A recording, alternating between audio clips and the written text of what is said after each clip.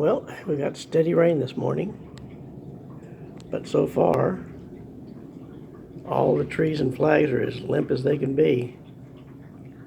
So these high winds that they were forecasting for this big storm have not arrived, but the Weather Service is assuring us that they will, and then it'll be really, really windy until Tuesday.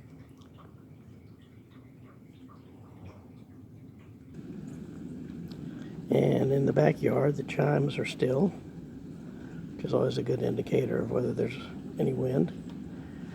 All of the grasses over in the septic drain field are completely still, as is my cherry tree, and as is all of the other trees. Just a steady, quiet rain with no wind, no drama.